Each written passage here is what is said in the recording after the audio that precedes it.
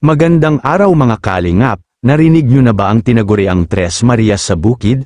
Noon, tinatawag silang batang zombie, hindi dahil nakakatakot sila, kundi dahil sobrang tahimik, laging nakayuko, at halos hindi nagsasalita. Pero teka, iba na ang kwento ngayon. Noong una, kapag dumadaan sila sa kalsada, parang may sariling mundo, walang kibuan, walang ngit-iyan, tapos nakatungo lang palagi, kaya ayon, tinawag silang mga batang zombie ng mga tao, ang dating akala ng iba, saplada o mahiyain lang, pero nakakatawa kasi kahit saan sila makita, pare-pareho raw ang galaw, parang synchronized walking. Pero ngayon, ibang-iba na, mas kilala na sila bilang Tres Marias, mas nakikita na ang tunay na ugali nila, na hindi pala nakakatakot kundi nakakatuwa, energetic, masayahin, at game na game kapag may camera. Sino bang mag-aakalang yung dating hindi mo mapapansin dahil tahimik lang, magiging bida sa kwento ng barangay. Habang pinapanood ko nga sila, natatawa ako dati halos hindi ka mapapansin, ngayon sila na ang center of attraction, ang lakas ng dating, parang sila yung mga bida sa teleserye na may sariling theme song.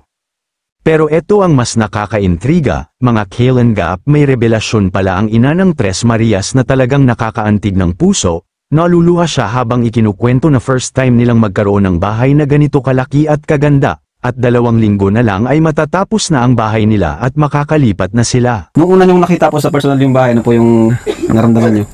Masaya po. Para po nakaka-excited na. Na makalipat kayo? Opo. Ano, malaki ba, maliit? Malaki po. Maganda? Maganda po siya. Di mo ba ina-expect na ganun yung papabahay ko sa inyo? Hindi po.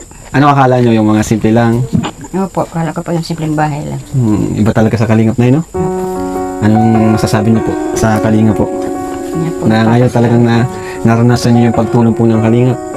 Kaya pasalamat po ako sa inyo, Kuya Rab, kasi po kung hindi ko sa inyo, hindi ko may mapabahay ng ganun kaganda.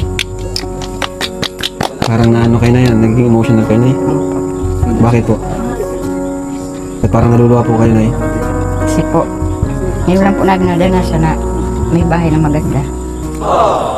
Grabe, no? Kung di pa kayo natagpuan ng Kalingap, edi siguro pinalayas na kayo dito, di ba?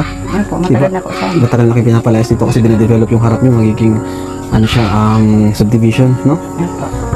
Malaki itong tulong sa kanila dahil makakapag-boost ito ng kanilang confidence.